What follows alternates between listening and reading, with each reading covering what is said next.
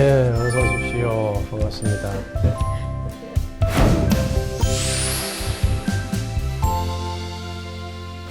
가을날이잖아요. 네. 지금 가을은 독서의 계절인데 독서를 많이 하고 계시는지 궁금한데요. 오히려 제가 국회의원 되고 나서는 가을에 책을 읽는 일보다는 여름이나 겨울에 읽는 책이 훨씬 많더라고요. 그 이유가 정기국회 때는 전문 서적을 굉장히 많이 읽습니다. 정기국회 때 봐야 되는 그런 또 참고해야 될 자료들을 많이 보는데 거의 책에 묻혀 사는 거죠, 뭐.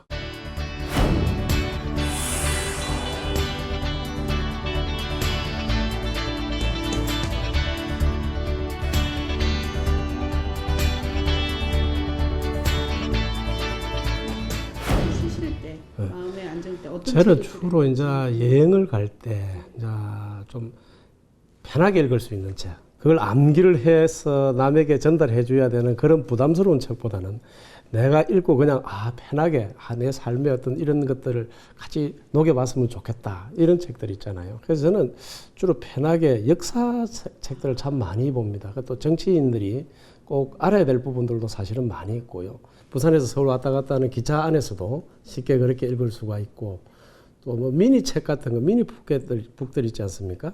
한 150페이지 미만 되는 책들, 그런 책들 많이 보죠. 예. 오늘 저한테 추천해 준 책이 어떤 책인지. 예. 책인가요? 그렇죠. 제가 좋아했던 책들이 보면 그 대하 소설들을, 역사 대하 소설들을 저는 참 좋아해요. 그 삼국지라든지 대망이라든지 수호지 이런 것들을 많이 좋아했듯이 유럽에도 그와 유사한 책들이 있습니다. 예. 이 책장은 제가 주로 읽는 책들을, 최근에 읽었던 책들을 주로 꽂아 놓는 책인데, 또 하나의 로마인 이야기라는 이 책은 많은 사람들은 15권의 전집을 생각하게 되는데, 로마인 이야기. 예, 그렇죠. 그래서 저도 15권 중에서 사실은 전부 다 읽어보지는 못했습니다. 중간에 읽다가 말았는데, 그 로마인 이야기를 한 권으로 좀 묶어서 이 시대의 바쁜 사람들에게 꼭 좀 읽어보게 할 수 있도록 만들어낸 그런 책이 아닌가라는 생각을 저는 해봅니다.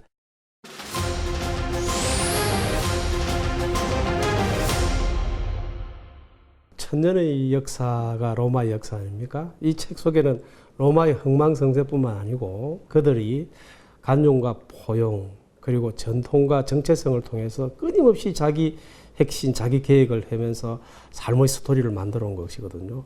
이 책 속에는 로마인의 어떤 정치, 사회, 또 삶의 방식, 경제, 할 것 없이 모든 것들이 다 녹아 있습니다. 이 책을 읽어보면서 로마인들의 지혜를 빌려볼 수 있는 아주 신비함이 있는 그런 책 같아요.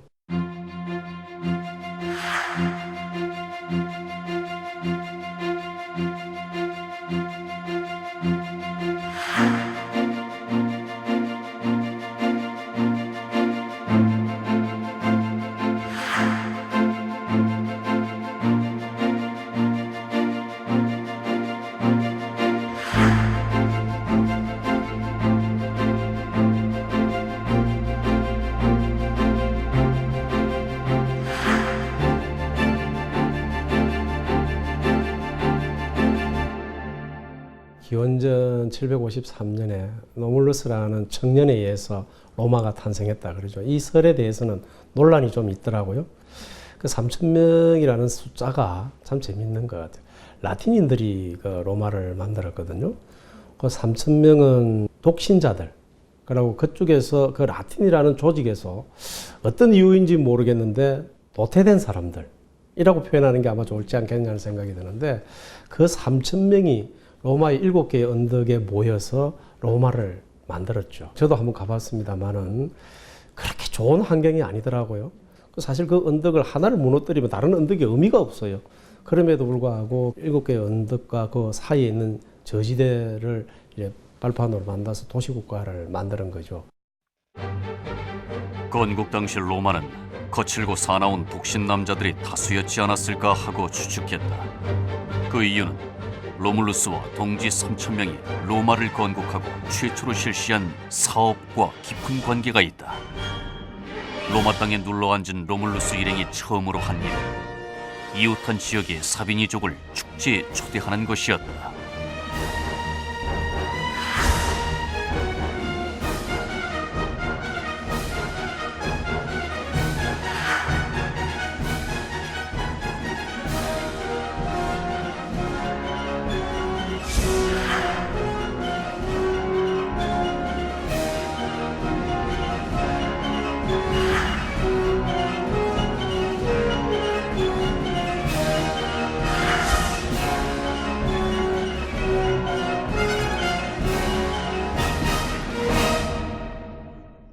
그 왕이 이제 정권을 이렇게 움직이는 사람이기는 하지만 왕은 세습자는 아니었습니다. 그 자기 혈육이나 자기가 지명해서 주는 것이 아니고 거기에는 시민회라는 것이 있었습니다. 왕의 정책을 승인하는 곳이기도 하고 전쟁을 시작하는 것과 전쟁을 끝마치는 것 또한 그 시민회의에서 결정을 해주죠. 그리고 원로회의라는 것이 또 하나가 있죠. 그 원로회의는 왕의 정책 자문기관이라고 보면 되겠습니다. 지금으로 보면 그런 여러 가지 그 권력을 분리해서 왕권의 어떤 독선, 독재를 방지할 수 있는 그런 아주 멋진 상권 분립의 체제라고 하기에는 좀 그렇습니다만은 권력을 분산해서 이끌었던 그런 시대의 정치적 패턴이 아니었겠는가 이렇게 봅니다. 형식상 왕정이었으면서도 그 왕은 시민회에서 선출했다. 즉 로마 시민 의식 속의 로마는 왕의 나라가 아니라 우리 자신이 곧 국가였다. 그렇기 때문에 그들 로마인들은 계속되는 전쟁조차 참고 견딜 수 있었으며 전의도 상실하지 않았다. 그들에게 전쟁이란 자신들의 공동체를 지키는 것인 동시에 내일의 번영을 성취하기 위한 것도 되었기 때문이다. 그 로마의 시민이 된다는 그 자체는 세금도 내야 되지만은 병력으로도 꼭 차출돼야 됩니다. 물론 그 속에 들여다보면 귀족들은 자기가 가지고 있는 노예들을 군대에 데리고 간 그런 역사들 기록도 있더라고요. 근데 시민이라는 그 자체는 자기가 어떤 권리를 행사하기 이전에 책임을 다하는 그런 이 시대 때 정말 중요한 대목들을 다 가르쳐 주는 부분이에요. 내가 시민이고 내가 이 나라의 어떤 권력을 행사하기 위해서는 모든 책임을 다해야 된다. 그것이 내 목숨을 내놔라 그러면 목숨을 줘야 된다. 그럼 국가를 운영하는데 세금을 내야 될 필요가 있다면 당연히 내고 그 부분에 내가 권리를 주장을 해야 된다. 이런 부분들이 어떻게 그 기원전에 그런 생각을 했을까요? 지금 우리 지금 세금 좀 내라 그러면 숨겨가지고 말이죠. 어떻게 하든지 한 푼 안 내려고 하는 이런 얄팍함을 보면서 야, 우리보다도 훨씬 나은 사람들이다.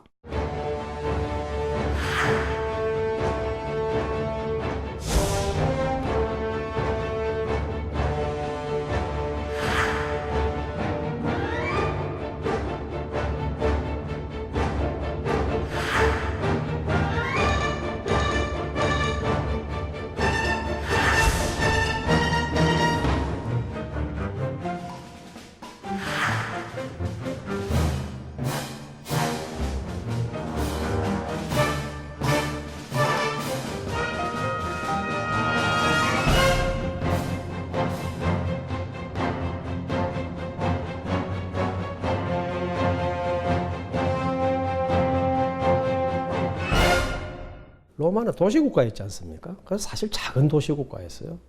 스파르타가스나 아테네에 비하면 형편없는 도시국가였죠. 근데 이 사람들이 로마보다도 더 좋은 도시들을 많이 점령을 하게 됩니다. 그러고 많은 인재들을 모으게 되죠. 그러면서 과거 역사들을 보면 점령하면 그 사람들을 뭐 그냥 노예로 삼고 하는 역사들이 많았지 않습니까? 근데 로마인들은 그렇지 않은 것 같아요. 그 사람들을 로마 시민으로 받아들이고 그들에게도 계급을 주고 그들에도 땅도 주고 이런 지혜를 보였다는 거죠. 그게 로마의 가장 큰 장점인 관용과 포용이 아닌가라는 생각을 하고요. 로마는 자기 것들이 잘못됐다고 생각하고 다른 것들이 좋은 것이 있으면 언제든지 그 시스템을 바꾸어서 그것을 받아들였습니다. 로마인의 책을 읽으면서 이 시대의 정책들에 대해서 하나씩 대비해보는 혼자서 그런 그림들을 그려봤습니다. 지금 우리가 19대 국회에서도 일어나고 있는 많은 일들도 마찬가지입니다.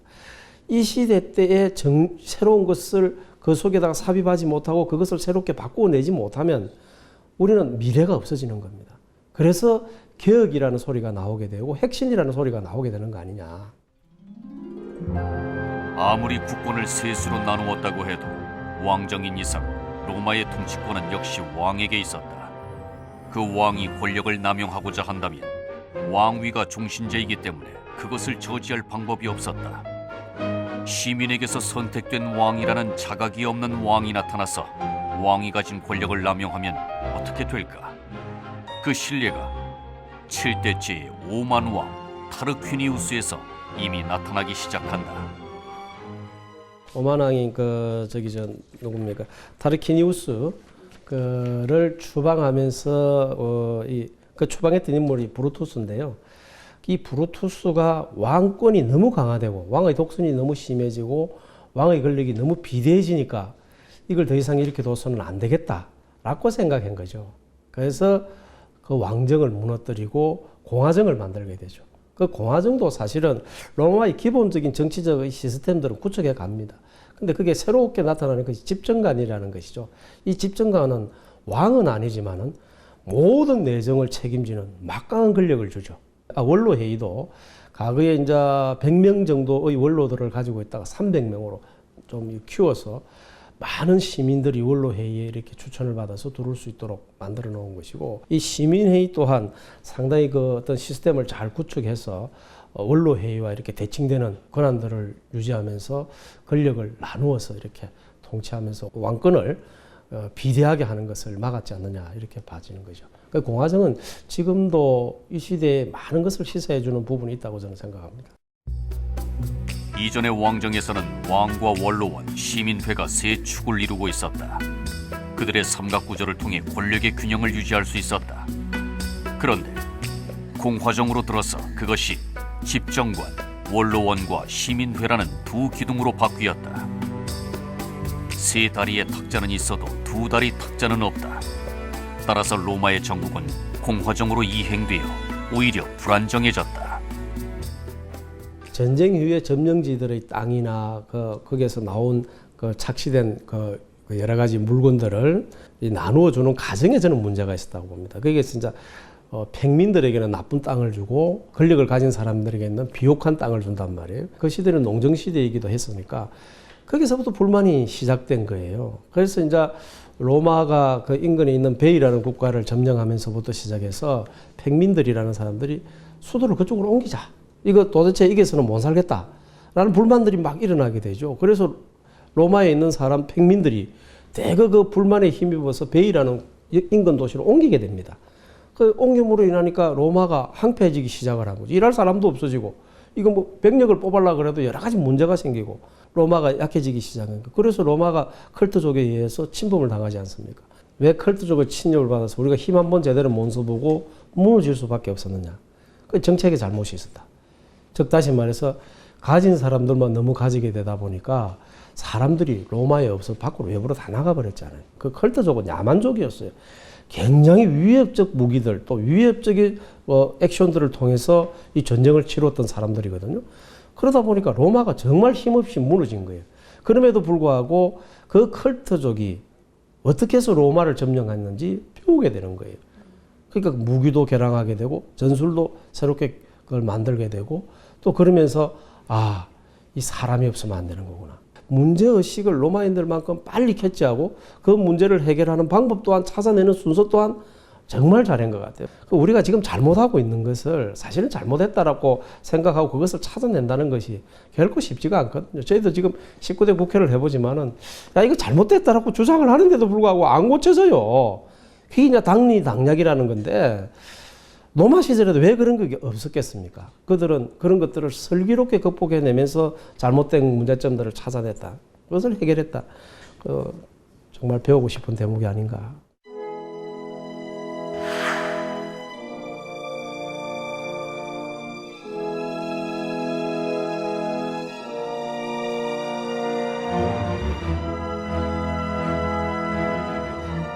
이 법의 제출자는 평민 출신인 리키니우스와 섹스티우스였고 법안에 찬성표를 던진 사람은 원로원의 대다수를 차지하는 귀족들이었다. 이 한 가지만으로도 로마인의 의식이 얼마나 특별한지 알 수 있다. 로마가 전쟁을 좀 많이 치렀어요. 그게 더 유명한 포에니 전쟁을 네. 로마가 포에니 전쟁을 치면서 사실 지중해를 다 이렇게 섭렵하게 되지 않습니까? 근데 이 포에니 전쟁을 통해서 사실은 로마가 가장 크게 얻은 것은 포용이죠. 종교도 다르고 인종도 다르고 환경도 다른 모든 것들을 하나로 만들어낼 줄 아는 아주 그 로마 제국으로서는 작은 국가가 큰 국가를 큰 힘을 이기는 엄청난 역사를 이룩한 거죠. 로마의 번창은 사실 그때부터 저는 이루어졌다라고 해도 과언이 아닙니다. 그게 또 천재적 그 정치가라고 할 수 있는 줄리어스 시저가 이제 나타나게 되죠. 근데 시저가 이 원로 회의의 그 어떤 잘못된 부분들, 그걸 원로 회의의 그 보이지 않는 독선들, 그리고 원로 회의가 가지고 있는 그 고루함들 이런 것들을 타파해내고 로마를 이제 왕권으로 말 그대로 이제 제왕이 다스리는 그런 국가로 만들어서 창조적이고 포용적인 정책들이 나타나기 시작을 한다고. 속주도 역시 로마다.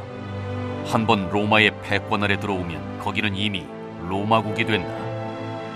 카이사르는 로마 본국과 속주의 일체화를 진행하기 위해 다양한 정책을 구체화시켰다. 수도 로마와 속주를 묶는 가도의 네트워크 정비도 그 하나지만 그 밖에도 카이사르는 통화를 개혁하고 율리우스력도 제정했다. 계획이라는 것은 저는 이렇게 생각합니다. 위정자가 하고 싶어서 하는 것이 계획이 아닙니다. 위정자는 아이디어맨입니다. 그 계획을 성공하려고 그러면 국민이 바닥에서 함께 해주지 않으면 절대 계획을 성공할 수 없습니다. 그럼 점령을 했던 점령지의 사람들의 민심을 얻지 못하면 그들과 함께 할 수 없는 거죠. 그리고 로마 시티 안에 있는 사람들조차도 이 계획에 찬성하지 않으면 성공할 수가 없습니다. 그런데 로마의 위정자들은 그 계획을 어떻게 하면 성공할 수 있는지를 잘 알고 있었다는 거예요. 현재는 아무리 나쁜 사례라고 하더라도 그것이 시작된 원래의 계기는 훌륭한 것이었다. 어떠한 정치 시스템이든 처음부터 국민을 불행에 빠뜨리려고 생각하고 만들어진 것은 없다. 당초의 동기는 훌륭한 것, 즉 선이었을 테고 그래서 오랜 기간에 걸쳐 같은 시스템이 유지되어 온 것이다. 그러나 그 선이 시간이 지나감에 따라 악으로 바뀌어간다. 거기에 문제가 있다는 것이 카이사르의 지적이었다. 위정자와 국민은 늘 깨어 있어야 된다. 저는 이런 이야기를 꼭 좀 하고 싶습니다.